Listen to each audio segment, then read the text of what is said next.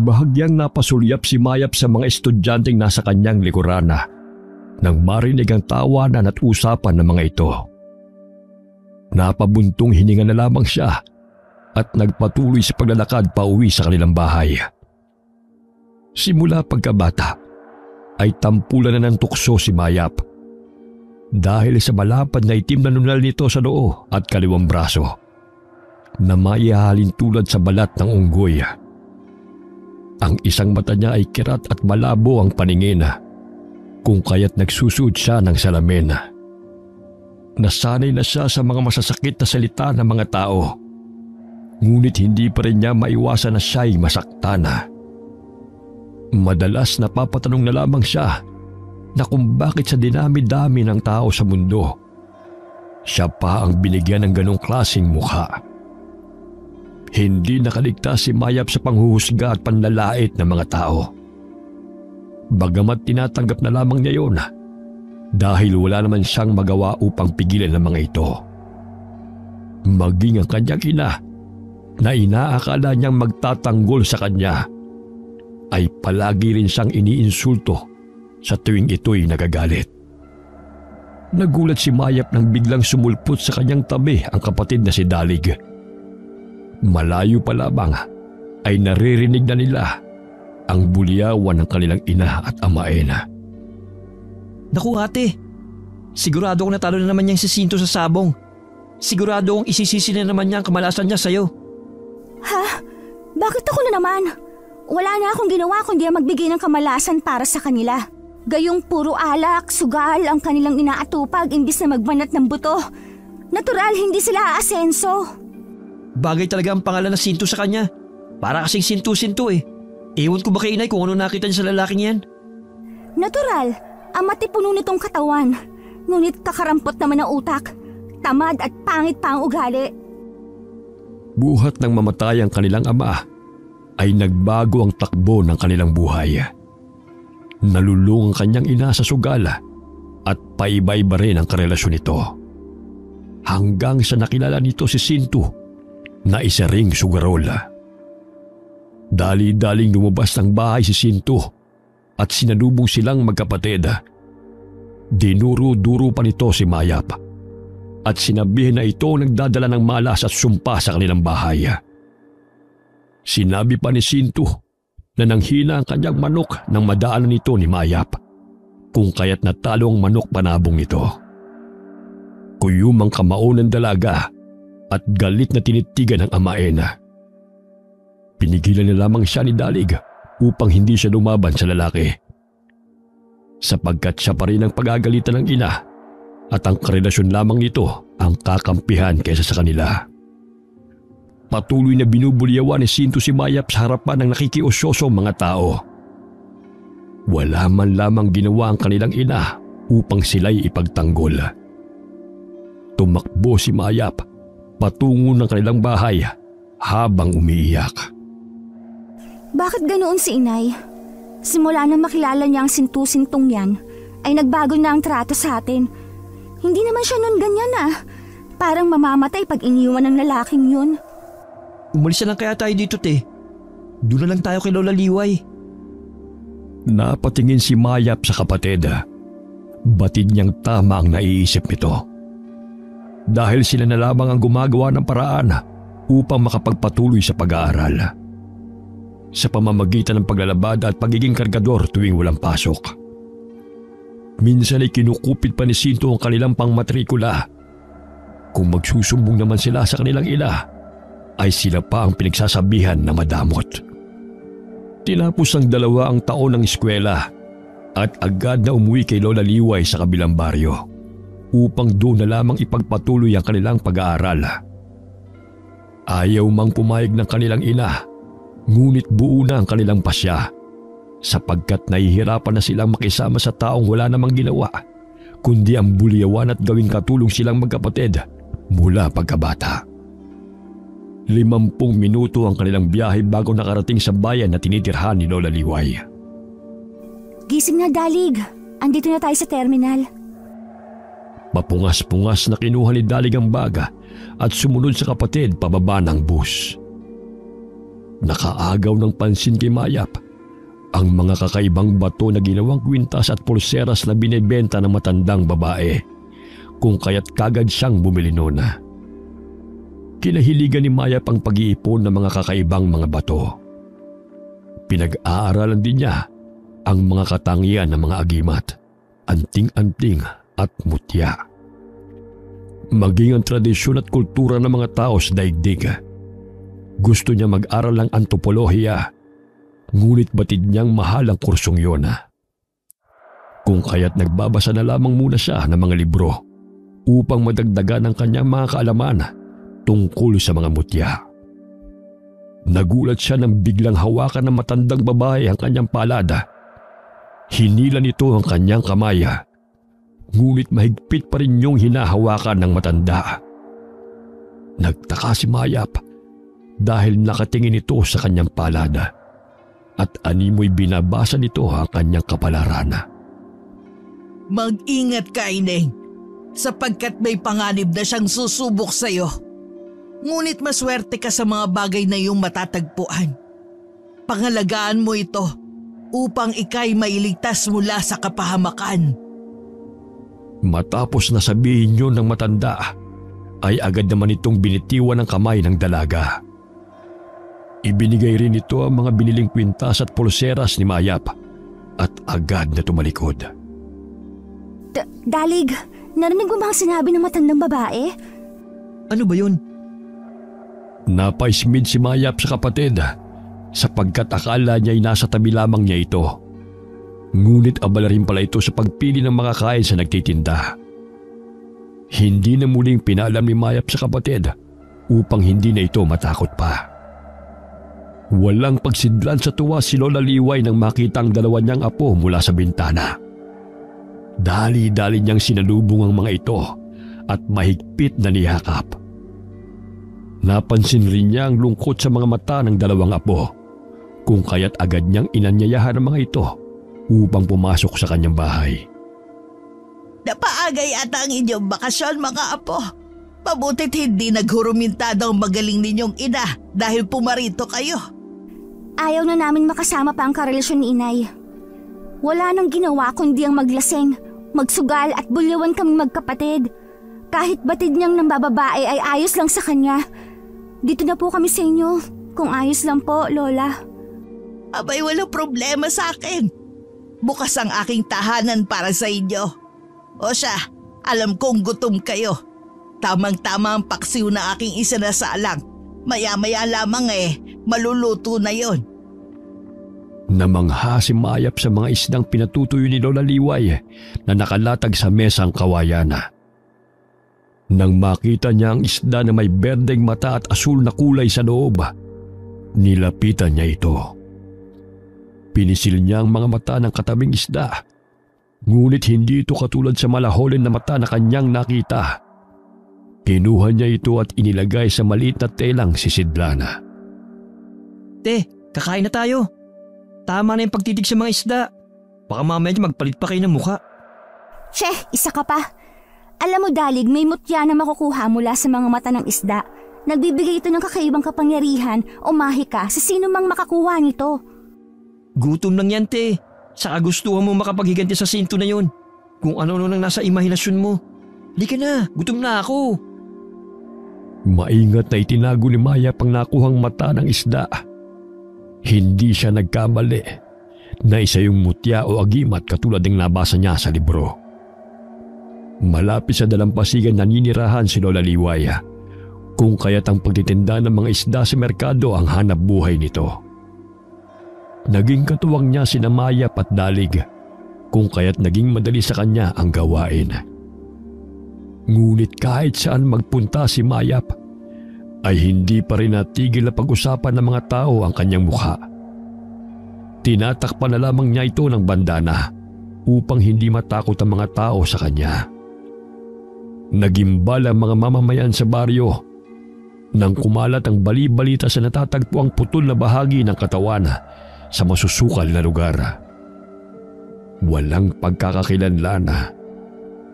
Nalalapit na rin ang pasukan kung kaya't nagdulot yun ng takot sa mga mag-aaral. May nakapagsabi na aswang ang may kagagawa noon.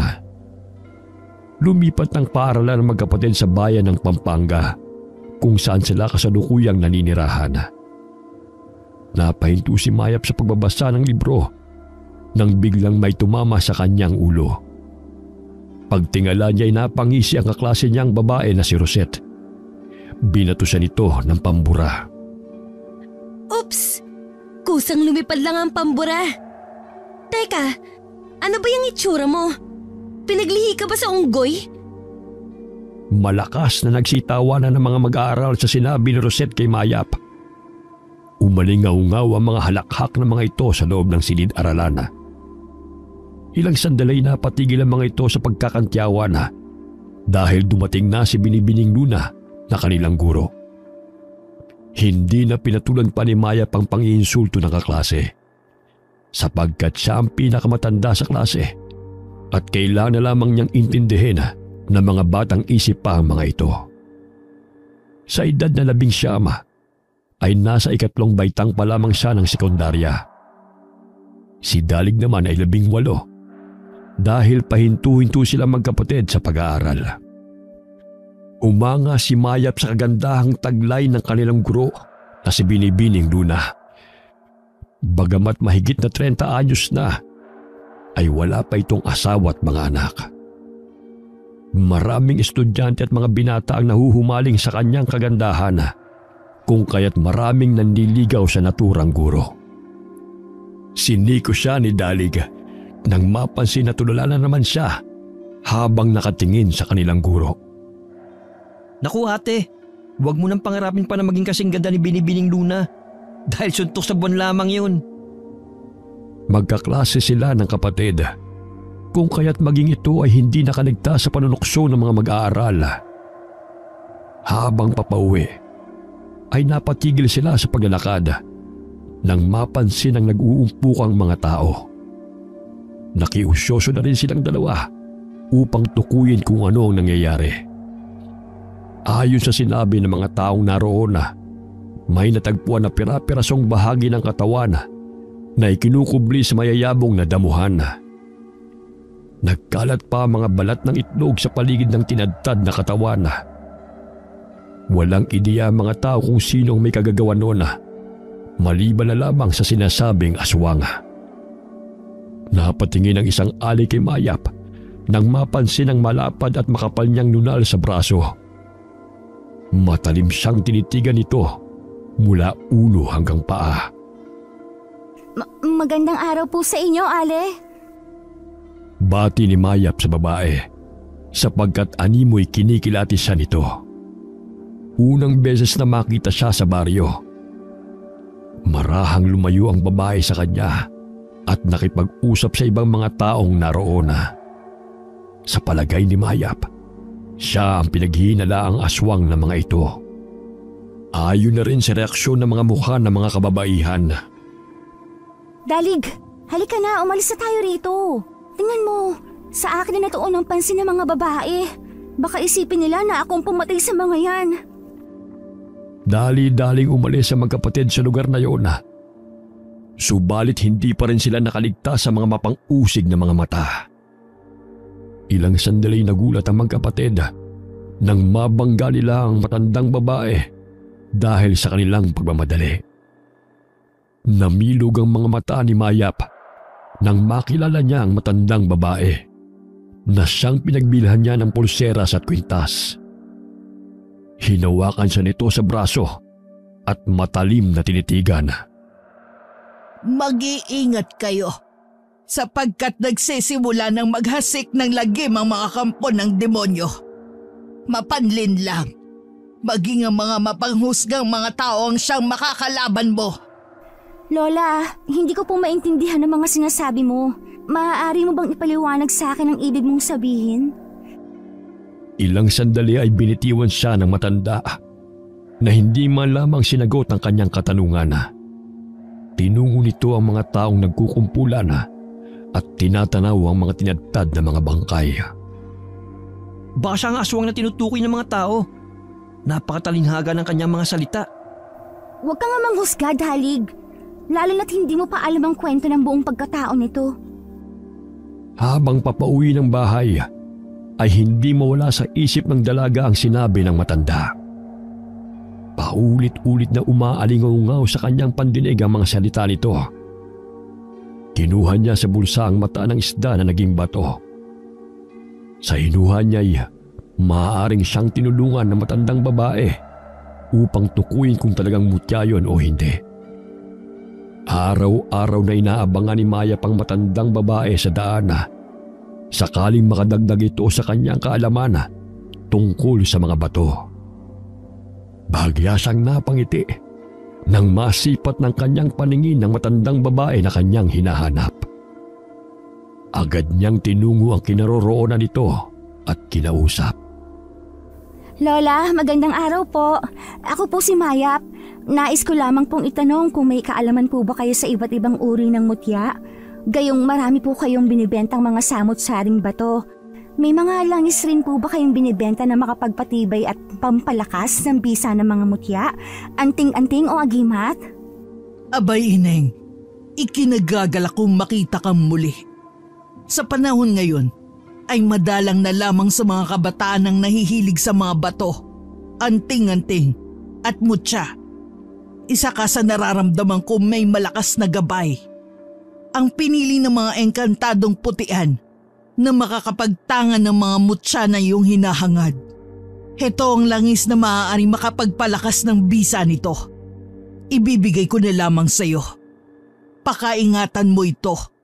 Ipahid mo tuwing araw ng Biyernes. Ako nga pala si Apo Maka. Lola, ano po ba ang ibig ninyong sabihin na naglipanan ng mga kampo ng demonyo? Isa-isa nang lumalabas ang mga nilalang na sanhi ng kamatayan ng mga tao. Mag-iingat kayo sapagkat nagkukubli sila sa magandang katauhan. Subalit may masamang pakay sa sinumang mahuhulog sa kanilang bitag. Maya-maya ipinakita ng dalaga ang pinaghihinalaan niyang mutya sa matanda. Doon niya nakumpirma na isa itong mutya na maaaring gawing anting-anting na mata ng isda na naging bato. Sa tulong ng mutya na ito ay nakapagbibigay ng proteksyon pangkalahatan, depensa at gabay sa oras ng panganib. Nagbibigay rin ito ng malinaw na paningin sa taong makapagtangan nito. Pinaalala ni Apo Maka sa dalaga na huwag dalhin ito sa lamay, sementeryo at hubarin ito sa tuwing nakikipagsiping sapagkat mawawala ng bisa ang naturang mutya o anumang anting-anting na suot. Laking pasasalamat ni Mayap sapagkat naisakatuparan niya ang isa sa kanyang pangarap, ang makapagtangan ng mutya. Kinahiligan ni Mayap ang tungkol sa mga mahiwagang mga bato sapagkat palagi ikinukwento ng yumao nilang ama noon na minsan rin itong naging antingero. Sumasama siya sa mga kaibigan nito sa mga kagubatan upang maghanap ng mga agimat at mutya. Subalit dahil hindi pa ganoong katibay ang kanyang espiritual na taglay, nagkaroon siya ng malubhang karamdaman na dulot ng mga elementong may taglay na itim na kapangyarihan. Hindi nito nakayanan kung kaya't humantong sa kamatayan. Gayunpaman, ay naging maingat at pinag-aaralan ng mabuti ni Mayap ang mga kakaibang mga mutya at bato na maaari niyang maangkin upang hindi siya matulad sa sinapit ng ama. Habang kumakain ng tanghalian sa kantina, hindi mapakali si Mayap dahil sa kanyang naaamoy. Tila bumaliktad ang kanyang sikmura kung kaya't dali-dali niyang tinungo ang banyo at dooy inilabas ang lahat ng kanyang nakain. Sinundan siya ng kapatid sapagkat batid nito mula pa pagkabata ay hindi na gusto ni Mayap ang amoy ng bawang. Kapag nakakakain naman siya dito, ay namamantal ang kanyang balat. Nakasisiguro akong aswang ang babaeng yan. Nakita niyo namang sumama ang pakiramdam ng Mayap na yan nang maamoy ang ginisang bawang. Bumili ng sariwang bawang si Rosette sa kantina at pinatadtad nito ng pino. Pagkalabas ni Mayap sa banyo, ay hinaplos niya sa mukha ng dalaga ang katas ng bawang. Ilang sandali nagsimula ang walang tigil sa pagbahing ni Mayap. Namantal ang kanyang balat at nagsimula na ring manikip ang kanyang dibdib. Aswang confirmed! Isang aswang ang babaeng to! Hoy! Anong pinagsasabi mo? Hindi aswang ang ate ko. May allergy sa bawang kaya siya nagkakaganyan. May aswang ba na umaamin? Di ba wala? Naku, tigilan nyo kami! Lahi kayo ng mga aswang! Mangiyak-ngiyak na pinainom ng tubig ni Dalig ang kapatid upang mabawasan ang pamamantal nito. Ilang sandali ay may mga gurong pumasok sa kantina at pinagsabihan si Rosette sa ginawa nito kay Mayap. Pangising nilisan ng grupo ni Rosette ang magkapatid at may naiisip na namang kasunod na plano ang mga ito kung paano patatalsikin sa paaralan ang pinaghihinalaang mga aswang. Umuwi ng bahay ng magang-maga ang mukha ni Mayap. Gayon na lamang ang pag-aalala ng kanilang lola. Naglaga ito ng luya. Ang tubig na pinaglagaan ay nilagyan niya ng kalamansi upang maibsan ang pamamaga ng mukha, labi at dila ng apo. Nakatutulong din ito sa pagpapagaling ng sipon. Wala talaga kasing sama ng mga tao, La. Wala naman po silang diferensya sa katawan, ngunit sa utak napakalaki ng kanilang kapansanan. Paano nga namang hindi ka mapagkakamalang aswang ate? Hindi normal ang itsura mo. Nakadagdag pa ang pagkakaroon mo ng allergy sa bawang na yan. Ayan tuloy, aswang confirmed daw sabi ng bruha. Pinunasan na lamang ni Dalig ang katawan ng kapatid. Noon pa man ay siya lamang ang kakampi nito. Maging ito'y nasasaktan sa pangiinsulto ng ibang tao kay Mayap. Naalala ni Mayap na araw yun ng Biyernes kung kaya't kinuha niya ang langis na ibinigay ni Apo Maka sa kanya. Inilabas niya mula sa telang sisidla ng mutya at pinahiran yun ng langis. Mutya ng mata ng isda na naging bato. Naway gabayan at proteksyonan niyo po kami mula sa masasamang tao, elemento at panganib. Paulit-ulit na sambit ni Mayap habang pinapahira ng langis ang mutya. Ginawa niya itong kwintas upang gawing anting-anting. Simula noon ay palagi na niya itong dala. Sa di kalayuan ay may napansin ng dalaga na animoy naglalakad sa kadiliman. Sa pagkakataong yun ay luminaw ang paningin ng kirat niyang mata na nooy halos hindi makakita. Tumambad sa kanyang balintataw ang isang babaeng buhaghagang buhok at may bitbit itong malaking itlog. Kinurap-kurap niya ang mga mata sa pag-aakalang namamalikmata lamang siya sa nakikita. Subalit nasisiguro niya na maaaring yun ang aswang na gumagala sa baryo at nambibiktima ng mga tao. Dalig, halika dito, bilis! Nakita ko na ang aswang! Nasaan? Sa dilim niyan makikita mo pa bang tinuturo mo? Kailan pa ba luminaw ang mga mata mo? Ngayon lang. Ayun nga siya! Isang babae na animoy may daladalang itlog. Buhag-hag ang kanyang buhok. Pakiwari kung ay putol pa ang katawan nito. Hindi makita ni Dalig ang tinutukoy ng kapatid. Ilang sandali ay nawala na rin sa paningin ng dalaga ang nilalang na kanyang nakita. Ilang araw na hindi nakapasok ng eskwela si Mayap dahil sa namamaga pa rin ang kanyang labi at mukha. Kung kaya't si Dalig ang siyang naging tampulan ng tukso ng kanyang mga kaklase. Aba, may lakas pa ng loob ang aswang na pumasok sa eskwela. Mamaya kainin mo kami ng buo niyan. Bakit? Magpapakain ka ba? Ikaw lang ang gusto kong kainin eh. Yang matabil mong dila, ang sarap lang takan. Ang mapupula mong labi, nakakagigil sakmalin. Sabayin pa ng napakaganda mong pisngi, ang sarap hiwain.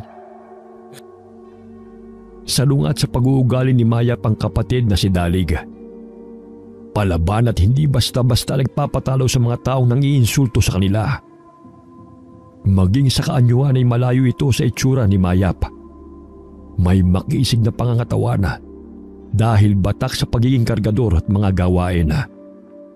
Kayumanggi ang balat, ngunit mapapansin ang kagandahang lalaki nito.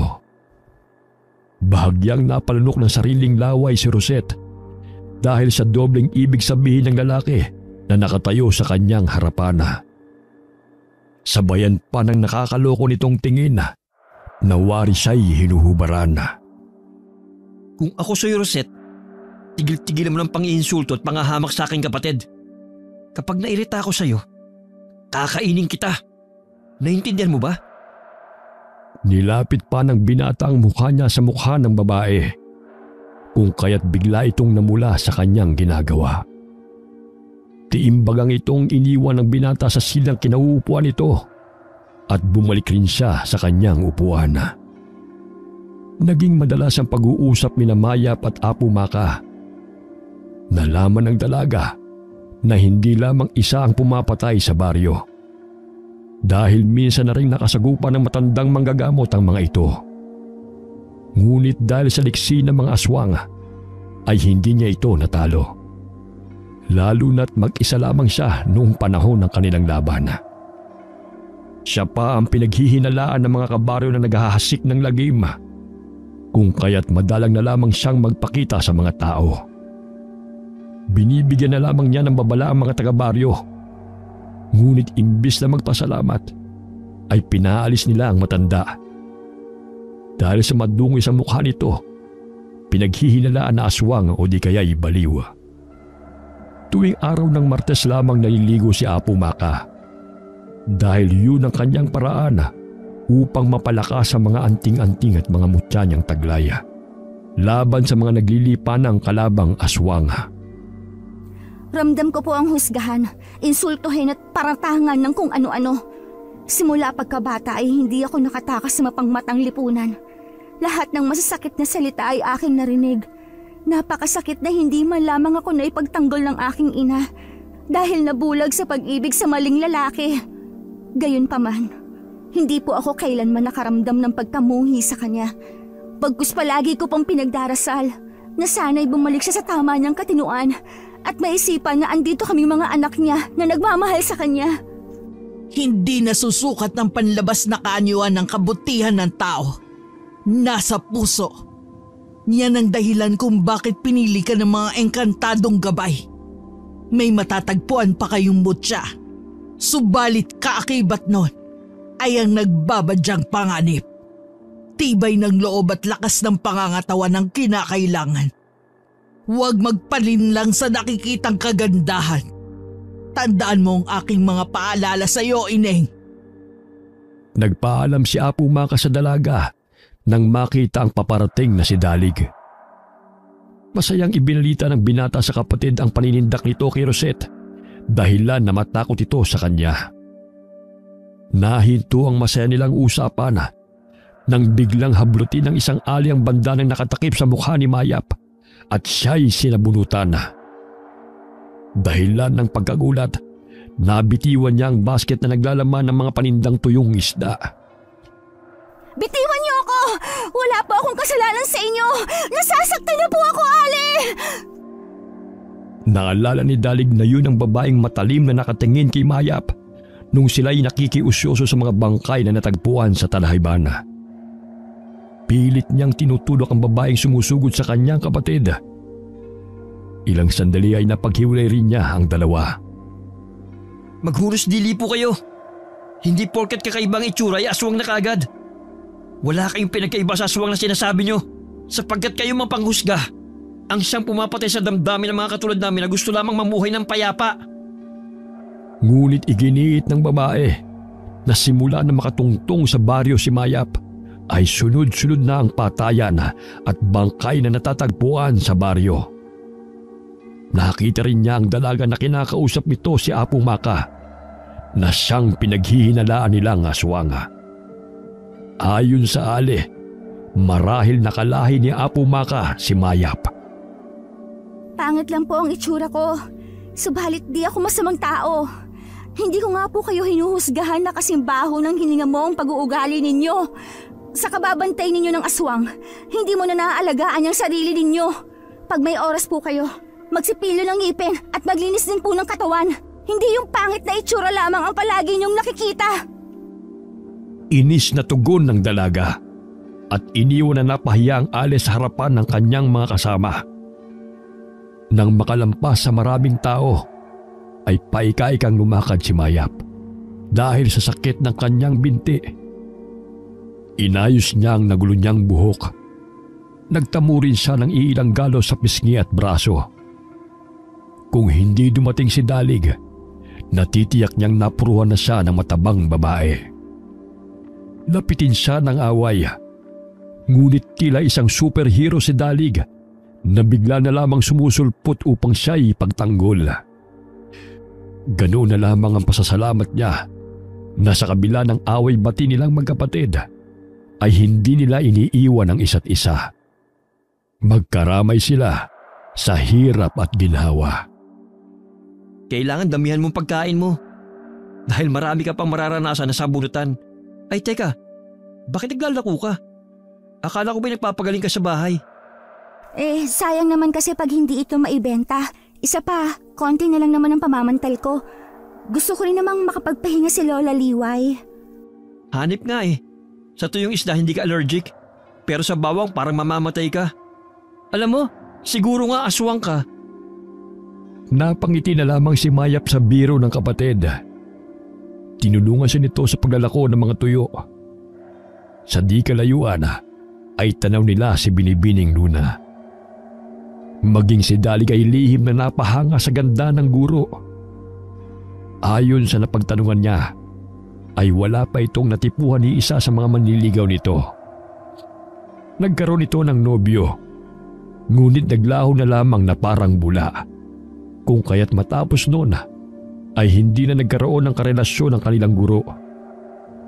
Kumaway ito sa kanila at napangiti. Tila matutunaw ang binata sa kanyang kinatatayuan dahil sa nakakaakit ng ngiti at maamong mukha ni Luna. Naisip niya na kung hindi lamang siya estudyante nito, ay tiyak na liligawan niya ang babae.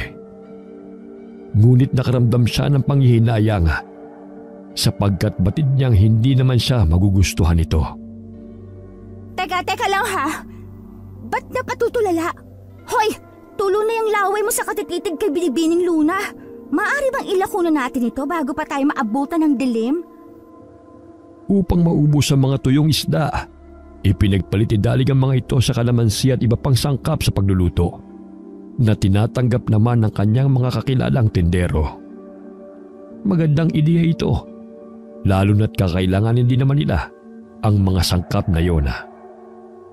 Bago makarating sa kanilang tinitirhan ay kinakailangan pa nilang dumaan sa gubat. Inabot ng dilim ang magkapatid, kung kaya't dali-dali silang naglakad pa uwi, sapagkat batid nilang hinihintay na sila ni Lola Liway. Napatigil sila sa paglalakad nang marinig ang hindi pangkaraniwang tunog. Wari pinagsamang nangingitlog na manok at iyak ng baboy. Nagkatinginan ng dalawa at dahan-dahang tinungo ang pinagmumulan nito. Nagkubli sila sa likod ng puno at sinisilip ang hayop na kanilang naaalinaw.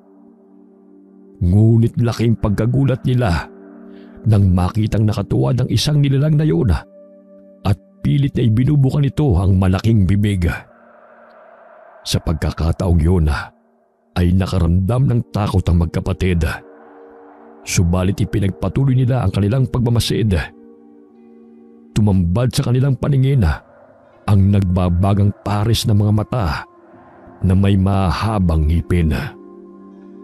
Ilang sandali ay nahati sa dalawang bahagi ang katawan nito na ikinagulat nila. Napatampal si Mayap sa kanyang bibig dahil sa hindi makapaniwala sa aswang na kanyang nakita. Iniluwa rin ng nilalang na yun ang dalawang malaking itlog mula sa bunganga nito. Ngayon ko lang nalaman na may nangingitlog na manananggal. Huwag kang maingay, baka marinig tayo. Ilang sandali ay napansin nilang napatingin ang aswang sa kanilang kinaroroonan. Ngunit pilit nilang ikinukubli ang kanilang katawan sa malaking ugat ng puno. Maya-maya'y pinagaspas nito ang malalapad niyang pakpak at dinala ang kalahating katawan at dalawang itlog na kanyang iniluwa. Isang uri ng aswang na tinatawag na mangkuktod. Katulad ito sa manananggal na nahahati ang katawan. Subalit ang kaibahan lamang nito sa pangkaraniwang manananggal ay nangingitlog ito. Kapag nabasag o napisa ang itlog, matatagpuan sa loob nito ang bahagi ng katawan ng kanyang mga nabiktima. Nang tuluyan ng makalayo ang mangkukutod na aswang, ay dali-dali silang kumaripas ng takbo pauwi ng kanilang bahay. Ngunit nakaagaw ng pansin kay Dalig ang suot na kwintas ng kanyang kapatid. Te, kumikinang ang bato sa iyong kwintas. Tignan mo oh. Hinaplos ni Maya pang mutya. Ilang sandali may naaninaw siyang lumilipad sa himpapawid patungo sa kanilang kinaroroonan. Biglang hinablot ng mangkukutod na aswang si Dalig upang dagitin. Subalit buong lakas na hinila ni Maya pang kapatid at naalala ang kalamansi at dayap na naroon sa kanilang basket. Kumuha ng kapirasong kalamansi si Mayap at isinilid sa bulsa ng kapatid. Ate! Huwag mo kang bitawan! Pakiusap! Ayoko pang mamatay! Habang dinadagdagan ni Mayap ng kalamansi ang bulsa ng pantalon ni Dalig, napapansin niyang pababa ng pababa ang lipad ng mangkukutod na aswang. Animoy pabigat ng pabigat din ang katawan ni Dalig. Naalala niya ang sinabi ng kanyang ama upang maiwasan na madagit ng mga masasamang nilalang ay palagi itong nagbabaon ng kalamansi. Dahil mabigat yun sa mga aswang kagaya rin ng barya. Napansin ni Mayap na nahihirapan ang mangkukutod na aswang sa paghila kay Dalig. Kung kaya't nagkaroon siya ng pagkakataon na makadampot ng sanga. Binali niya yun at pinahira ng katas ng kalamansi. Bitiwan mo ang kapatid ko! Sigaw ng dalaga. Sabay tusok ng sanga sa dibdib ng mangkukutod na aswang. Tinusok-tusok ito ng paulit-ulit ni Mayap gamit ang sanga hanggang sa mapuruan ng aswang sa braso. Pumalahaw ito nang bumao ng sanga sa kalamnan nito, dahilan para mabitiwan ito ang kanyang biktima. Pinagaspas nito ang mga pakpak at patuloy na lumipad palayo sa himpapawid. Muntik na akong malapan ng aswang, ate. Sadyang totoo sila. Ayos ka lang ba? May masakit ba sa'yo? Umiiyak na niyakap ni Mayap ang kapatid at inalalayan nitong tumayo. Ilang sandali pa at unti-unting humina ang pagkinang ng mutya na suot ni Mayap. Ate, tignan mo. Tumigil na sa pagkislap ang mutya. Sa palagay ko, sa tuwing may kalaban at ikay nasa panganib, nagbibigay ito ng babala. Marahil ganoon na nga. Nararamdaman ko rin na naging malinaw ang aking paningin sa kadiliman. Isa sa taglay na ibinibigay ng mata ng isda na naging bato. Humahango silang dalawa ng pumanhik sa kanilang bahay at do'y nakatulog na sa paghihintay sa kanila si Lola Liway. Kinabukasan, maagang pumasok sa paaralan ng magkapatid. Tanging tingin na lamang na mag-aaral ang kanilang napapansin. Hindi na tinutukso ng mga estudyante si Mayap ng harap-harapan. Meron pa ring nanlalait sa kanya, ngunit tanging bulungan na lamang ang kanilang naririnig. Sa takot na kainin sila ng inaakalang aswang na magkapatid. Lumiban sa klase si Binibining Luna. Ayon na rin sa kaibigan nitong guro, masama ang pakiramdam nito, kung kaya't kinakailangan niyang magpahinga. Ikinalungkot ni Dalig ang balitang yon dahil hindi niya nasilayan ang babaeng nagpapatibok ng kanyang puso. Tila isang himala na hindi na ako tinutokso ng Rosette na yan. Epektibo ang pananakot mo ha. Hindi nila alam na takot ka rin sa aswang. Shh! Huwag ka maingay. Takot kasi kakainin ko siya ng buhay. Nagtawanan ng magkapatid sa kanilang kapilyuhan. Ilang sandali ay may pumasok na matandang guro. Nakakatakot ang striktong mukha nito, kung kaya't naging tahimik ang mga mag-aaral hanggang sa matapos ang klase. Hindi nakaligtas sa paningin ni Mayap ang sugat sa braso ng ginanga. Naalala niya na doon banda niya nasugatan ng aswang na kanilang nakasagupa. Pinilig-pilig niya ang kanyang ulo, Sa isipin na nagkataon lamang yun. Sinilip niya ang kwintas sa kanyang bag. Hindi naman niya nakitang kumislap ito, kung kaya't mali ang kanyang hinala. Tumunog ang batingaw, senyales na tapos na ang klase. Oras ng tanghalian kung kaya't agad silang pumunta sa kantina.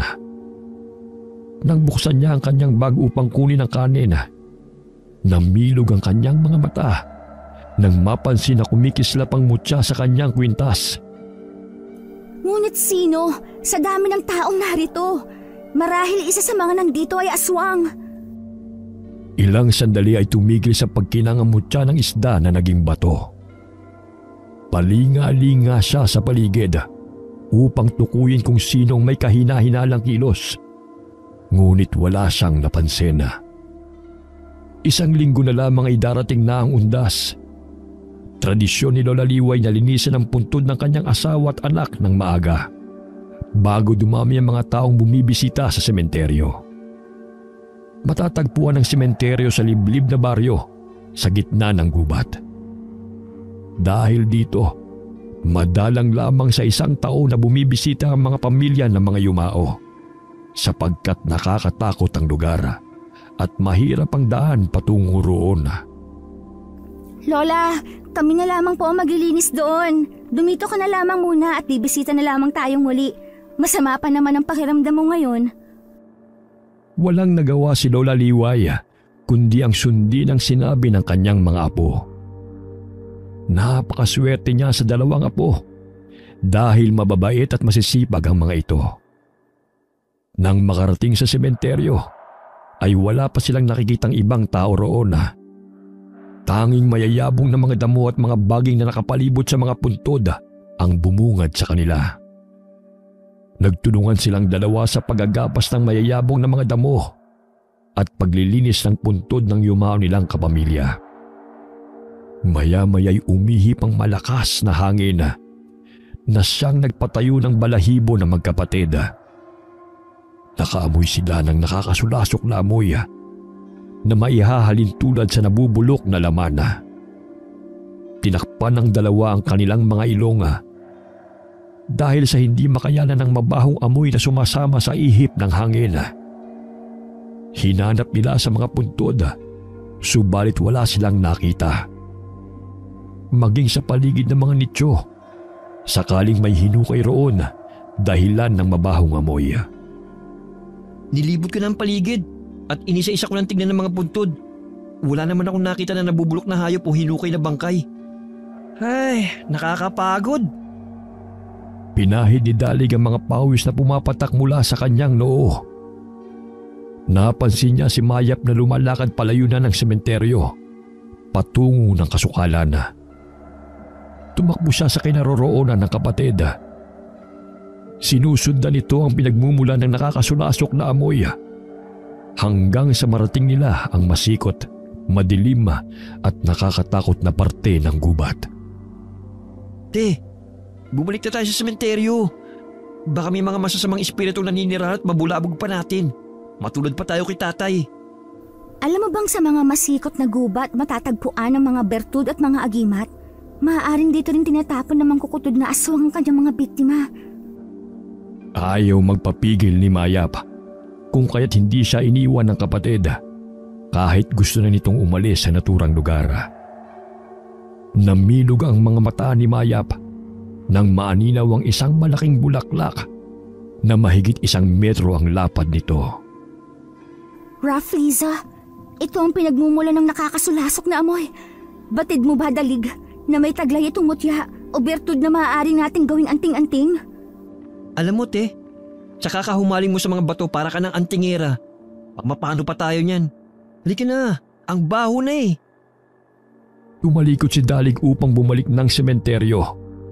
Subalit napansin niyang hindi sumusunod sa kanya ang kapatid. Bagkus nagpatuloy pa ito sa paglapit sa bulaklak na Rafflesia. Napabuntong hininga na lamang si Dalig at muling binalikan ang kapatid. Namangha si Mayap sa bulaklak na Rafflesia. Hinawakan niya ito at napansin na may 2 matigas na bato sa ibabaw nito. Marahan niyang kinuha ang mga bato. Naisip niya na yun ang mutya na taglay ng kakaibang bulaklak. Ayon na rin sa kanyang nabasa, ang Rafflesia ay isang vascular na bulaklak. Wala itong dahon, tangkay at chlorophyll. Mahigit 11 kilo ang bigat nito. Tumutubo ang Rafflesia sa kagubatan kung saan may engkantadong tagabantay. Ate, ngayon ako nakakita ng ganitong klaseng bulaklak. Ngunit bakit napakabaho nito? Tinatawag ito ng mga tao na bangkay na halaman dahil sa kanyang mabahong amoy. Bagamat maraming matutuklasan na taglay na kapangyarihan ng mutya na galing sa bulaklak na ito. Maging si Dalig ay namangha sa mutya na nakuha ng kapatid. Kulay dalanda na may pula sa gitna nito. Napatigil sila sa pag-uusap nang mapansin ang isang lalaki na nakaupo habang nakaharap sa kanila. Dali-dali nilang itinago ang mutya na nakuha sa bulaklak ng Rafflesia. Ngunit laking pagtataka nila nang biglang nawala ang bulaklak sa kanilang tabi. Lumakad pabalik ng sementeryo ang magkapatid. Subalit napatigil sila sa paglalakad nang bigla na lamang humarang ang lalaki sa kanilang harapan. Napangisi ito at malakas na hinataw si Dalig gamit ang sanga ng puno. Sandali lang, Manong. Ano po bang kasalanan namin sa inyo? Patuloy na umilag ang magkapatid sa pag-atake ng lalaki. Naningkit ang mga mata ni Mayap dahil sa inis.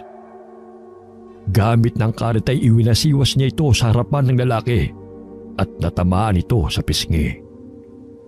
Ano po ba ang problema ninyo? Tigilan mo kami kung ayaw mong tagtarin kita nito! Itinaas ni Mayap ang karet nang bahagyang tumigil ang lalaki sa pagsugod sa kanila. Ngunit sinabi nito na ibigay ng magkapatid sa kanya ang batong kanilang nakuha sa mahiwagang bulaklak. Sinugod silang muli ng lalaki habang nakangisi. Bagamat nagtulungan ang magkapatid sa pag-aatake sa hindi kilalang lalaki, kung kaya't nagpagulong-gulong ito pababa ng damuhan. Pasuray-suray itong bumangon. Mababanag ang pagkainis sa mukha nito bago tumakbo palayo sa magkapatid. Lihim siyang sinundan ng magkapatid hanggang sa sumapit ang dilim. Sa hinuha nila, yun ay isa sa mangkukutod na aswang na pumapatay sa mga tao. Sa tingin ko nasa panganib tayo. Dala mo bang mutya ng mata ng isda? Iniwan ko sa bahay dahil manghihina ang bisa niyon pag dinala sa sementeryo. Tanging langis lamang ang dala ko ngayon. Di ba't may natagpuan tayong bertud ng Rafflesia? Pahiram mo kaya ng langis. Baka sakaling lumakas ang bisa at matulungan tayo nito. Agad na pinatakan ng langis ni Mayap ang bato na nakuha sa Rafflesia. Pinunit niya ang itim na bandana at inilagay niya roon. Sabay sambit ng mga katagang itinuro sa kanya ni Apo Maka upang lumakas ang bisa ng mga mutya. Patuloy na sinusubaybayan ng tingin ng magkapatid ang lalaking kanilang minamanmanana. Ngunit may malakas na bagay na tumama sa kanilang ulo, dahilan para mawalan sila ng malay. Nagising sina Mayap at Dalig sa isang kubo. Tanging ang maliit na gasera lamang ang nagbibigay liwanag sa madilim na paligid. Nakatali ang kanilang mga kamay at paa, dahilan kaya nahihirapan silang gumalaw. Kiniskis ni Dalig ang tali sa dingding at pilit na kinakalas ito. Nasaan na kaya tayo? Kaninong bahay ito? Napatigil sila sa pag-uusap nang maaninaw ang paparating na lalaki na nooy may hawak na palanggana na may sariwang laman. Pumapatak pa ang sariwang dugo sa sahig kung kaya't nangamba ang magkapatid sa kanilang kaligtasan. Nagkunwari silang walang malaya at nakiramdam kung anong gagawin ng lalaki sa kanila. Ilang sandali ay may pumasok muli sa loob ng dampa. Dahan-dahang iminulat ni Mayap ang kanyang mga mata. Tumambad sa kanyang paningin ang matanda at ang strikto nilang guro na si Binibining Fe.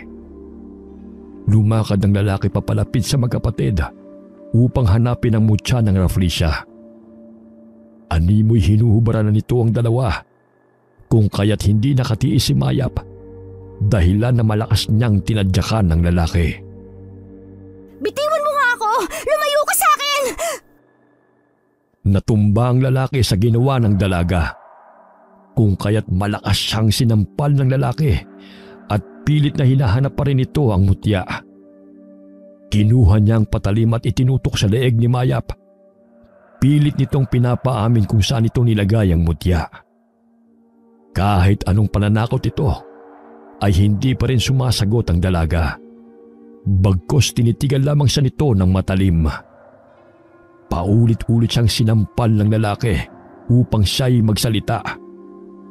Hindi na kayanan ni Dalig ang pananakit nito sa kapatid, kung kaya't sinabi niyang nasa kanya ang mutya.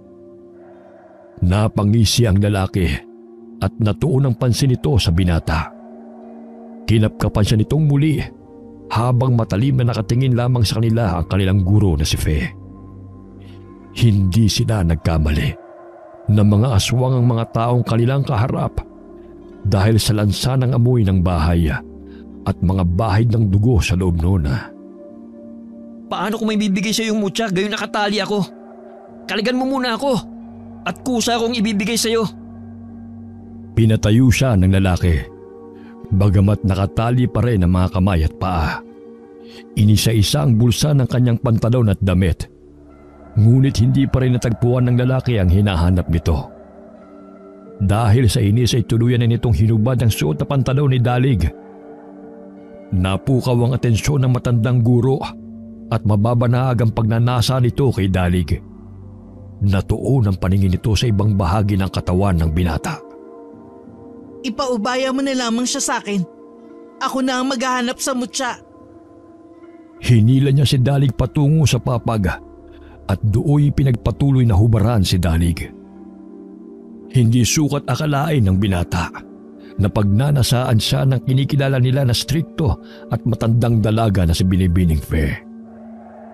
Hinahaplos ni Fe ang matipunong dibdib ng binata dahilan na makaramdam si Dalig ng pagkairita. Bitiwan mo nga ako! Nakakadiri ka! Matagal na kitang nagugustuhan. Hindi man kita nakuha noon. Titiyakin kong magiging aking ka na ngayon. Ayoko sa matandang katulad mo! Lalo na napatunayan kong isa kang aswang! Wala ka nang magagawa. Maswerte ka pa nga at bubuhayin pa kita. Ngunit kapalit nun, ang paligayahin ako. Ang kapatid mo lamang ang aking papatayin dahil wala naman siyang silbi. Pahalakhak na tugon ng guro. Malakas siyang tinadyakan ni Dalig dahilan na napasandal si Fe sa dingding. Nagkaroon ng pagkakataon na makuha ng binata ang kutsilyo na nasa ibabaw ng mesa. Gamit noon ay tinanggal niya ang tali sa kanyang mga kamay at paa. Nilapitan siya ng lalaki nang makitang nakalas sa mga tali. Ngunit malakas niyang itinarak sa balikat nito ang kutsilyo at itinulak palayo sa kanya. Naramdaman ng binata ang kakaibang lakas na nananalaytay sa kanyang katawan. Wari niya ay marahil yun ang bisa ng tanga ng mutya ng Rafflesia na ibinigay ni Mayap. Kaya ganun na lamang ang kagustuhan ng mga mangkukutod na aswang na kunin ang mutya, sapagkat nagtataglay ito ng depensa pangkalahatan, nagbibigay ng lakas, liksi at may kabalat kunat rin itong taglay na hindi matatablan ng anumang sandata kung mababasbasa ng magaling na manggagamot. Maging ang mga aswang ay hinihintay ang pagsibol ng mga agimat upang magkaroon ng mahabang buhay at maging pananggalang sa kanilang mga kalaban. Napabuntong hininga si Mayap nang lumuwag ang tali sa kanyang kamay at inalis ang tali sa kanyang mga paa. Tinulungan niya si Dalig sa dalawang taong umaatake sa kapatid. Dapat ikaw ang nagtuturo ng magandang asal, maging modelo sa mga mag-aaral. Ngunit bakit ikaw pang naghahasik ng lagim at pumapatay ng mga tao? Lahat ng madampot na bagay ni Mayap sa loob ng kubo ay kanyang ibinabato kay Fe. Maging ang kalderong naglalaman ng mga buto ay inihagis niya patungo sa guro. Nandilat ang mga mata ni Fe Nang maramdaman na umiinit ang kanyang katawan, yumuko ito na animoy iniunat ang kanyang balakanga. Ilang sandali ay unti-unting tinutubuan na ng bakpak ang likod ng guro. At nagbago ang anyo nito bilang isang mangkukutod na aswang. Nahati ang katawan ng guro kung kaya't bahagyang napatras si Mayap sa kanyang kinatatayuan. Hindi ako nagkamali sa aking hinala. Ikaw ang aswang na gustong kumuha kay Dalig. Maaaring sa mga nawawalang mga mag-aaral sa paaralan na ikaw ang sanhi. Hindi ko kasalanan na hindi ninyo ginagamit ang inyong utak. Mga mangmang, ang dali ninyong mauto, kapalit ng mataas na grado. Naalala ni Mayap na may kaklase sila na binagsak ni Binibining Fe dahil hindi nakapagpasa ng proyekto at palaging lumiliban sa eskwela. Pumunta sila sa guro upang magtanong kung anong maaari nilang gawin upang maipasa ang asignaturang science. Matapos noon ay hindi na nila nakita ang dalawa. Narinig lamang niya sa kumakalat na balita na ang dalawa nilang kaklase ay nagtanan. Ikaw ang dahilan ng pagkawala ni na Russell at Linda? Pinatay mo rin ba sila? Huwag kang mag-alala. Makakasama mo rin sila. Pinagaspas nito ang pakpak upang lapitan si Mayap. Ngunit mabilis na dinampot ng dalagang gasera sa ibabaw ng mesa. Buong lakas na inihagis ni Mayap sa mangkukutod na aswang na nasa harap niya. Nang mabasag ang bote ng gasera sa ulo nito, nasunog ang buhaghag nitong buhok. Aligagang pinapatay ng aswang ang apoy na nagliliyab sa kanyang ulo. Nagkaroon ng pagkakataon si Mayap na sugurin ng aswanga gamit ang mga pinuto na sanga ng kahoy. Paulit-ulit niyang hinampas ang mangkukutod na aswanga, dahilan para hindi na ito makalipad pa ng maayos dahil sa pinsala nito sa kanyang pakpak. Nakita ni Mayap ang pasuray-suray na lumalakad na ibabang bahagi ng katawan ng mangkukutod na aswanga. Hinalukay niya yon gamit ang mga sanga ng kahoy. Sabay nun ay malakas na palahaw ng aswanga. Ulang yakang bata ka, tigilan mo yan! Pilit nitong pinapagaspas muli ang kanyang mga pakpak. Ngunit walang awang itinarak ng dalagang sanga sa kanyang mata. Napatras ang mangkukutod na aswanga na sapu-sapu ang dugo ang mata. Hindi pa nakontento si Mayap. Tinusok niyang muli ang kabilang mata ng aswanga upang tuluyan na itong mabulag at hindi na makapangbiktima pa. Hindi mawari ng magkapatid ang lakas ng kanilang katawan habang nakikipaglaban sa dalawang aswanga. Nang makita ng lalaki ang nangyari sa kasamang mangkukutod na aswanga, ay tumakbo ito palayo sa magkapatid. Ngunit laking gulat niya nang bigla siyang bumangga kay Apo Maka. Saan ka pupunta? Dito lamang pala kayo nagtatago na magkapatid. Sa pagkakataong ito, ay nagkamali kayo sa inyong nabiktima. Mababanaag ang takot sa mukha ng lalaki nang makita ang matandang manggagamot. Kinuha ni Apo Maka ang tansong patalim at inundayan ng saksak ang aswanga.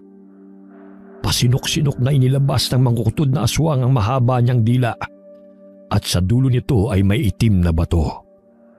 Kinuha yun ni Apo Maka at dinurog upang wala nang makakuha pa nito. Ang itim na batong ito ay mutya na tangan ng mga aswang.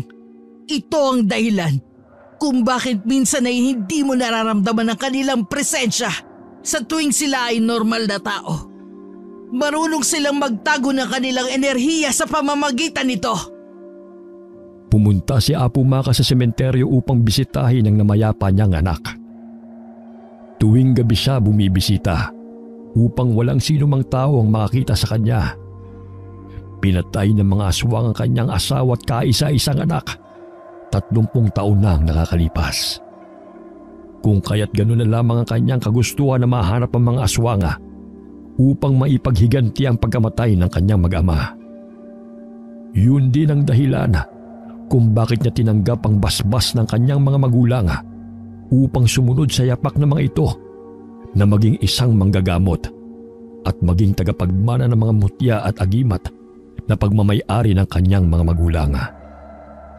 Habang naglalakad sa kadiliman ay narinig niya ang sigawan sa kubo, kung kaya't dali-daling tinungo ang munting dampa na yon. Nakita siya ni Dalig at Mayap, kung kaya't nilapitan siya ng mga ito habang pilit na tumatakas ang mangkukutod na aswang na guro. Inihagis ni Apo Maka ang patalim patungo sa mangkukutod na aswang. Tumama yun sa kanyang ulo, kung kaya't agad itong bumulagta sa lupa. Asintado! Ang galing niyo po, Lola! Sa kabila ng katandaan ay malakas at malinaw pa rin ang mga mata ng matanda. Ayon sa kanya ay ginagabayan siya ng kanyang mga gabay na hindi nakikita ng pangkaraniwang mga tao. Kinuha ni Apo Maka ang supot sa kanyang bulsa. Binudburan niya ng abo at pinatakan ng langis ang tumitibok-tibok pa na laman ng ibabang bahagi ng katawan ng mangkukutod. Ilang sandali ay bumula ito at biglang natumba. Natitiyak nilang patay na ang aswang na yon. Laking pasasalamat ng magkapatid sa pagdating ni Apo Maka. Nilibot nila ang paligid ng kubo upang siyasatin kung may ibang biktima pang itinatago ang dalawang mangkukutod na aswang. Nasipat nilang magkapatid ang malaking itlog na nakahanay sa ibabaw ng mga tuyong damo. Hinawakan niyo ni Dalig, ngunit laking gulat ng binata nang biglang mapisa ang itlog. Bumungad sa kanilang paningin ang putol na ulo ni Russell sa loob nito. Napatampal sa bibig si Mayap dahil sa pagkabigla. Inisa-isa nilang binasag ang mga itlog na naroon at natuklasan nila na ang mga laman ng itlog ay ang mga bahagi ng katawan ng mga biktima. Karamihan sa mga ito ay lalaki at mag-aaral sa paaralan kung saan nag-aaral ang magkapatid. Ang aswang na si Fe ay mahilig sa mga batang lalaki. Madalas niyang biktima ang mga birhen. Kaya ganoon na lamang po ang pagnanais niya na dagitin si Dalig. Madalas rin niyang binabagsak sa klase ang mga kalalakihan upang sumunod sa kanyang mga kagustuhan. May sa katuparan lamang nito ang pansariling pangangailangan. Hinatid ni Apo Maka ang magkapatid pauwi sa kanilang bahay. Ngunit hindi na siya pumasok pa sa tahanan ni Lola Liway. Maraming salamat po sa inyo, Apo. Mag-ingat po kayo sa inyong paglalakbay. Ganoon na lamang ang pag-aalala ni Lola Liway nang makauwi ng hating gabi ang dalawang apo. Upang hindi na mag-alala pa ang kanilang lola, ay sinabi na lamang nila ng mayayabong ng mga talahib ang naging sanhi ng kanilang mga galos. Habang nagpapahinga, ay pinuntahan ni Maya ang kapatid nito. Sinabi niya kay Dali kung ano ang dapat gawin upang pangalagaan ang binigay niyang mutya ng Rafflesia. Inisa-isa rin niyang pinaliwanag ang mga pinagbabawal sa mutya. Kahit na may tangan ka na ng mutya ng Rafflesia, ay mag-ingat ka pa rin. Huwag basta-basta makipag-away at gamitin lamang ito sa kabutihan, Dalig. Iingatan ko to. Huwag ka mag-alala. Hindi ko kakalimutan ang mga paalala mo. Ilang sandali pa'y nakaidlip na ang dalawa dahil sa pagod. Kinaumagahan ay malakas na katukang bumulabog sa tahanan ng maglola. Papungas-pungas na mga mata si Lola Liway na bumangon upang tukuyin kung sino ang kumakatok. Nagulat siya nang pagbuksan niya ang galit ng mga kabaryo. Ayon sa mga ito, ay may natagpuan na namang luray-luray na katawan malapit lamang sa talampasigan. May nakakita raw sa dalawa niyang apo na naglalakad kung saan malalim na ang gabi. Ang magkapatid ang itinuturo nila na may kagagawa ng pagpaslang. Narinig ni Dalig ang paratang ng mga tao kung kaya't dali-dali siyang bumangon upang harapin ang mga ito. Hindi kami aswang tulad ng sinasabi niyo. Maging kami hinahabol ng aswang. Kung may nakakita man sa amin ng ganong oras, ay dahil ginabi kami sa pag-uwi galing sa sementeryo. Kahit anong paliwanag ni Lola Liway at ng magkapatid, ay galit pa rin sa kanila ang mga tao. Kung kaya't pinasok na nila ang tahanan ni Lola Liway at kinaladkad ang magkapatid palabas doon. Umiiyak na nagmamakaawa si Lola Liway upang tumigil na ang mga tao sa pananakit sa kanyang mga apo. Inutusan niya ang dalawa na tumakas bago pa sila mapatay ng mga ito. Hinihingal habang tumatakbo ang magkapatid. Hindi nila alam kung saan sila paroroon. Naisip ni Maya si Apo Maka na siyang makakatulong sa kanila. Inaabangan nila ang matanda sa daan kung saan nila ito palaging nakikita. Ngunit hindi ito napadaan ng araw na yun. Pansamantala silang nanirahan sa loob ng gubat upang magtago sa mga taong naghahanap sa kanila. Hindi na rin nakabalik ng paaralan ng magkapatid. Araw-araw silang nagbabakasakali na makitang muli si Apo Maka. Habang nakaupo sa gilid ng daan, may dumang sasakyan, sakay ang iilan sa kanilang mga kaklase. Sa hinuhay niya ay bibisitahin ng mga ito ang kanilang guro na si Binibining Luna, sapagkat hindi pa rin ito nakakabalik sa pagtuturo. Ate, maaari ba natin puntahan si Binibining Luna? Kahit makita lang natin siya at malaman kung anong nangyari sa kanya. Dahil sa pagpupumilit ni Dalig, wala nang nagawa ang kapatid kundi ang pumayag sa kagustuhan nito. Pinara nila ang truck na napadaan. Nakisuyo sila sa driver na kung maaari makisakay silang magkapatid. Hindi nagdalawang isip ang matandang driver sa pakiusap ng dalawa sa kanya. Kinakausap pa nito ang magkapatid habang binabaybay nila ang daan. Manong, dito na lamang po kami. Maraming salamat po sa tulong ninyo. Bago sila makababa ng sasakyan, ay binigyan pa sila ng driver ng sagi na karga ng truck nito. Mag-iingat po kayo, Manong. Kumaway ang magkapatid sa driver habang ito'y papalayo. Tinahak ni Mayap at Dalig ang masukal na gubat patungo sa baryong tinitirhan ni Binibining Luna. Iilan lamang ang pamamahay na kanilang nadaanan bago makarating sa bahay ng kanilang guro. Paano kayo nakakain ni Binibining Luna na manirahan sa ganitong klaseng lugar? Malayo sa mga tao. Pag sumigaw ka rito, walang makakarinig sa'yo eh. Napansin nila ang mga kaklase na pumasok sa bahay ng guro. Biglang may sumulpot na babae sa likuran ni Mayap at hinawakan ang kamay niya. Sinabi ng babae na wag na silang tumuloy sa bahay na yun dahil baka sila'y mapahamak. Pagkasabi nun ay agad na tumakbo ang madungis na babae palayo. Dalig, huwag na kaya tayong tumuloy. Nararamdaman kong mapanganib ang lugar nito. Ngayon pa ba tayo aatras? Nandito na tayo eh. May mutya tayong dala na magliligtas sa atin kung sakali nasa panganib tayo. Kaya huwag ka na mangamba pa. Nagpatuloy sila sa paglalakad hanggang marating nila ang bahay ni Binibining Luna. Napatigil sa pagwawalis ang matandang babae na may mahabang buhok nang makita sila nito. Nagpakilala sila na mag-aaral ni Luna kung kaya't kagad silang pinapasok sa bahay. Nagulat si Rosette nang makita sina Dalig at Mayap doon. Inirapan niya ang dalawa at pasalampak na napaupo. Sa dinami-dami ng araw na maaaring bisitahin si Binibining Luna, sumabay pa kayo sa amin? Inis na naibulalas ng babae. Hindi na pinatulan pa ni Mayap ang mataray na kaklase kung kaya't kagad na lamang niyang hinanap kung nasaan ang kanilang guro. Sa gayon ay makauwi na sila kaagad. Lumabas ng kwarto si Luna. Mapapansin ang matamlay niyang kilos. Ngunit may pananabik na makita ang kanyang mga estudyante.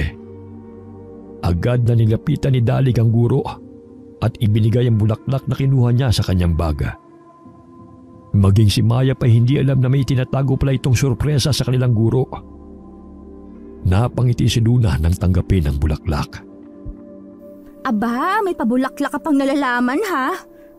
Pinitas ko lang naman niya kanina sa daan eh. Nangingislap ang mga mata ng binata habang sinisilayan ang maamong ganda ng guro. Lumulubog na ang araw kung kaya't inaya na ni Mayap ang kapatid na bumalik na sa kanilang tinitirhana. Animoy narinig ni Luna ang bulungan ng magkapatid. Dumitilim na. Siguradong aabutan kayo ng gabi sa daan. Bukas na lang kayo umuwi. Tsaka marami pa tayong pag-uusapan, di ba? Pumayag sina Rosette at mga kasamahan nito, maliban na lamang kay Mayap. Te, bukas na lang tayo umuwi. Wala rin naman tayo masasakyan dahil gabi ni. Tahimik na umupo na lamang si Mayap malapit sa bintana. Nakaramdam siya ng kaba nang mapansin ang ilang mga taong nakamasid sa bahay ng guro. Maya-maya'y umalis din ang mga ito. Ngunit pakiwari ni Mayap ay may masamang balak ang mga ito sa kanila. Ayon kay Luna, hindi siya nakabalik ng paaralan dahil may sakit siya sa puso. Dahilan na hindi siya maaaring mapagod. Kinakailangan niyang magpagaling bago makapagturo muli. Naghain ng hapunan ng ina ni Luna. Ngunit hindi nakayanan ni Mayap ang lansanon maging ng kanyang mga kaklase. Pasensya na kayo dahil ganyan lang talaga magluto si Inang, malasado. Sandali lang, ipapaluto ko sa kanya ulit. Ayos lang po. Tila mahilig po kayo sa kinilaw at dinuguan? Ay oo, paborito ko ang kinilaw, dinuguan at inihaw. Bukas sasabihin ko kay Inang na ipag-ihaw kayo. Tanging saging na lamang ang kinain ni Mayap at dalig, kung kaya't na po na yun ni Luna. Huwag niyo na po silang alalahanin. Mahilig naman talaga sila sa saging. May lahing unggoy po kasi. Nagsitawanan ng grupo ni Luna, ngunit hinayaan lamang siya ni Mayap. Matapos kumain ay dinala ni Luna ang mga estudyante sa kani-kanilang matutulugan. Dadalawa lamang ang kwarto, kung kaya't mas minabuti ni Mayap at dalig na doon na lamang sa sala matulog. Pinakiramdaman ni Mayap ang paligid habang lumalalim ang gabi. Ngunit wala siyang nararamdamang pagbabago at kakaibang naririnig. Maliban sa tunog ng mga kuliglig, ilang sandali pa'y nakaidlip na ang dalaga. Bigla siyang napabalikwas ng bangon nang biglang may humihila sa kanyang mga paa. Kasabay ng mga sigawan na umaalingaw sa loob ng bahay. Napansin ni Mayap ang kwintas na kumikinang. Batid niyang nasa panganib ang kanilang buhay.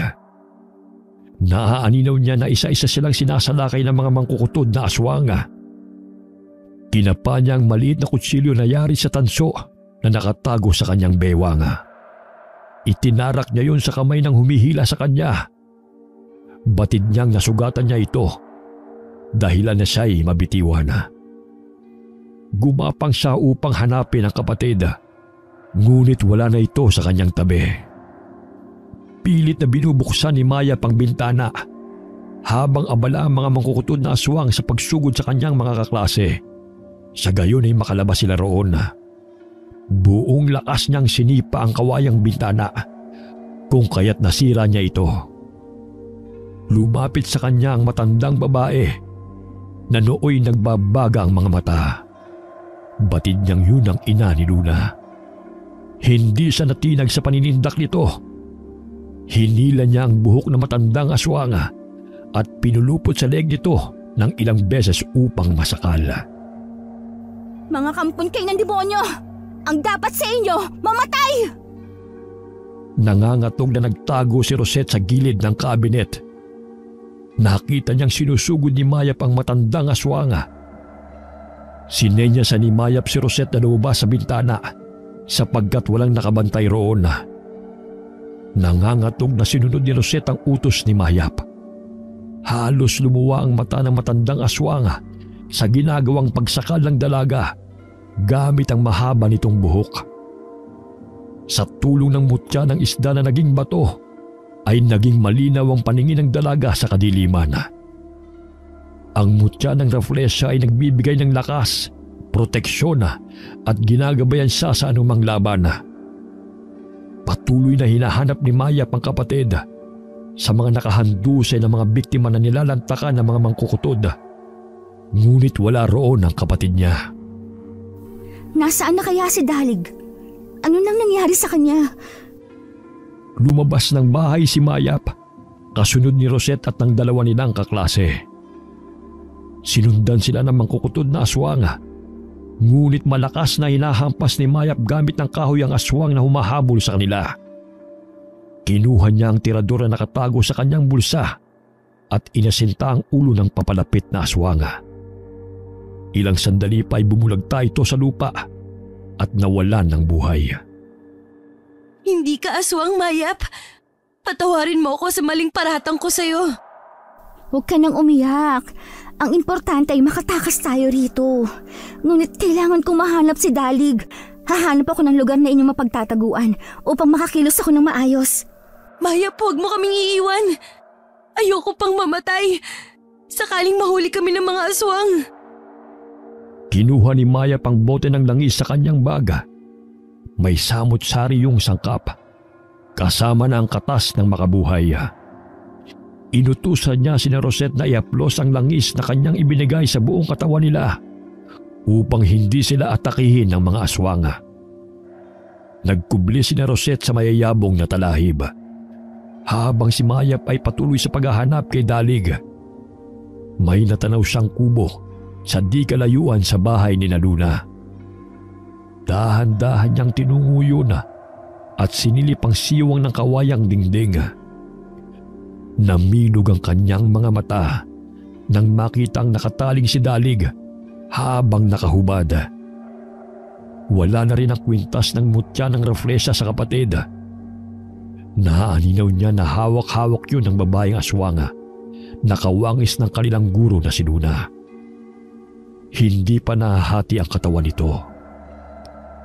Malakas na sinipa ni Mayap ang pintuan ng kubo, kung kaya't nagulat ang aswang na si Luna.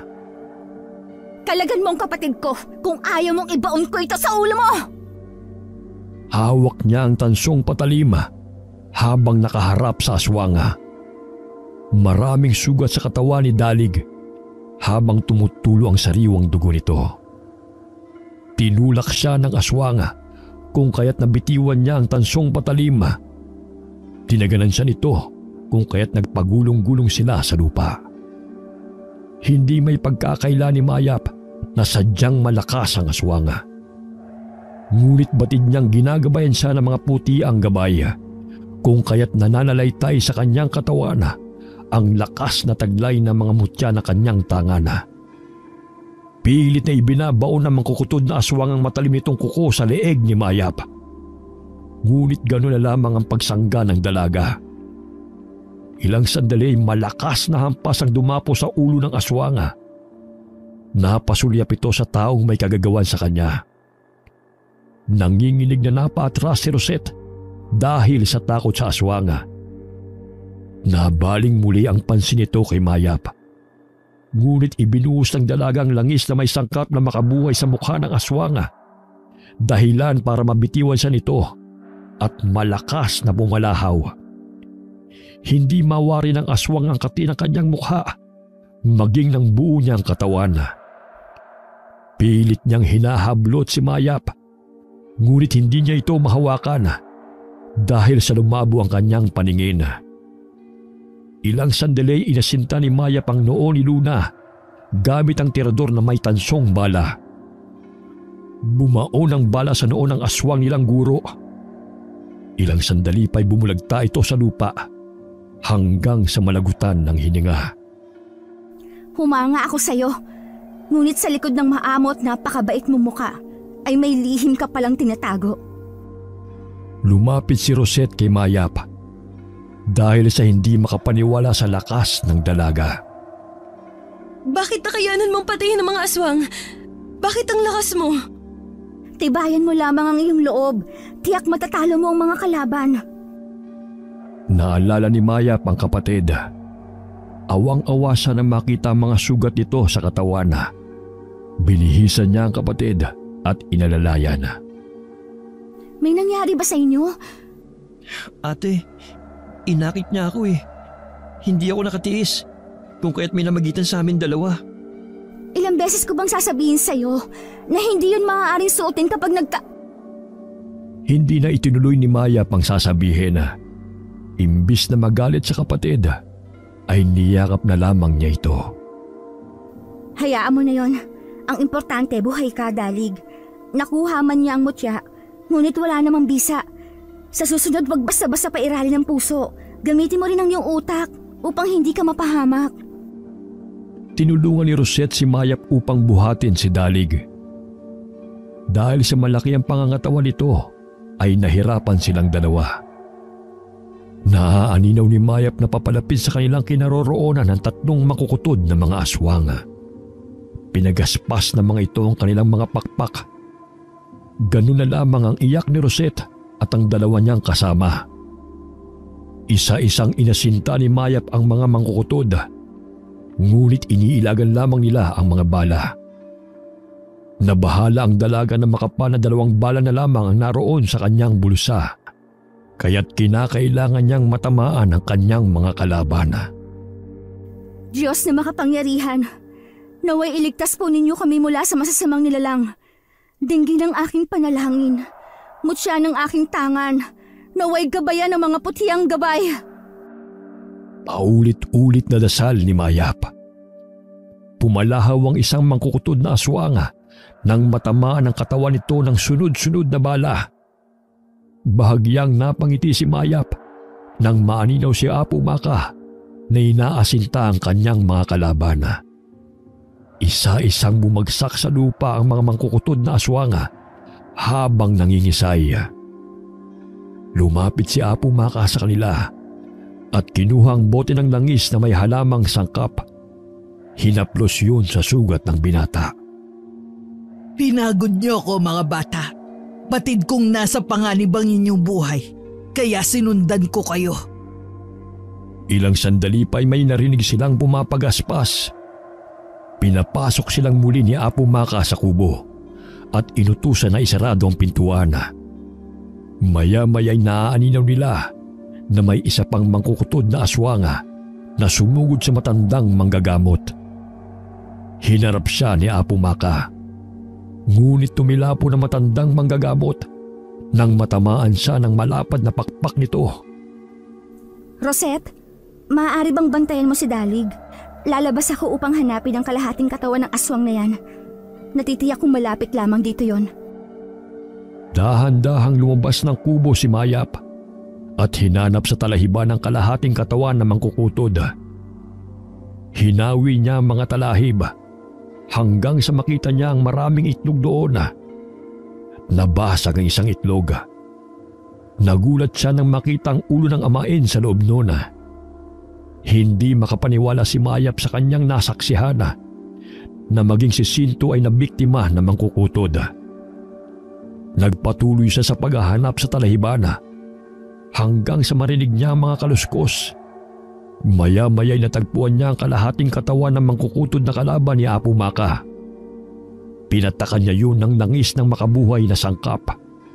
Sa tuwing parami ng parami ang kanyang pinapatak, ay palakas naman ang palahaw ng aswang.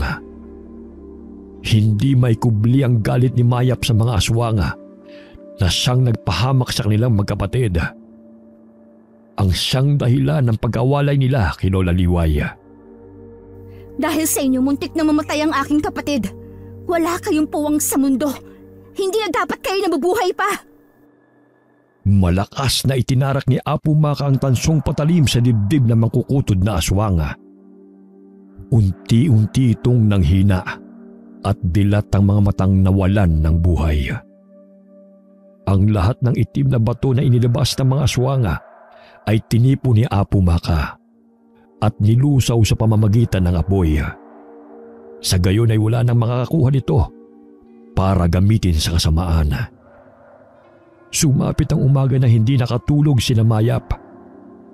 Laking pagsisisi ni Rosette sa ginawa niya noon kay Mayap. Sana mabigyan mo ako ng pagkakataon na itama ang pagkakamali ko. Gayong napatunayan ko na hindi ka aswang. Patawarin mo ako, Mayap. Sino ba ako para hindi ka patawarin? Lahat naman tayo deserve ng second chance, hindi ba? Ang importante ay may natutunan tayo sa ating mga pagkakamali. Nagtulungan sina Mayap at Rosette upang akayin si Dalig. Nag-abang sila ng masasakyang pauwi sa kanilang tinitirhan. Sa tulong ni Rosette at ng dalawa niyang kaibigan, nalaman kung sino ang tunay na naghahasik ng lagim sa baryo. Ang gurong sina Luna, Fe at ang pamilya ng mga ito. Inihatid ni Apo Maka sina Maya at Dalig sa tirahan ni Lola Liway. Nagulat ito nang makita ang matandang manggagamot. Matapos na maihiga si Dalig sa silid nito, ay mahigpit na yakap ang iginawad nito kay Apo Maka. Mangiyak-ngiyak niyang kinausap ang matanda. Nalaman ni Mayap na si Apo Maka ay nakatatandang kapatid ni Lola Liway. Ang tunay na pangalan niya ay Ligaya. Dahil sa pagkamatay ng asawa at anak, siya ang pinaghinalaang aswang na kumitil sa buhay ng kanyang mag-ama upang hindi madamay ang kapatid sa pagtugis ng mga tao sa kanya, ay mas minabuti niyang magpakalayo-layo at manirahan sa bundok at kagubatan. Ilang dekada ring hindi nagpakita si Apo Maka kay Lola Liway.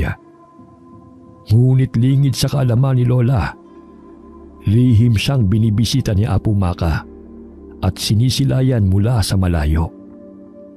Ang pagkakaroon ng malapad na nunal ni Mayap ay namana niya sa kanyang Lola Ligaya, o mas kilalang Apo Maka, na isa ring antingera. Wakas.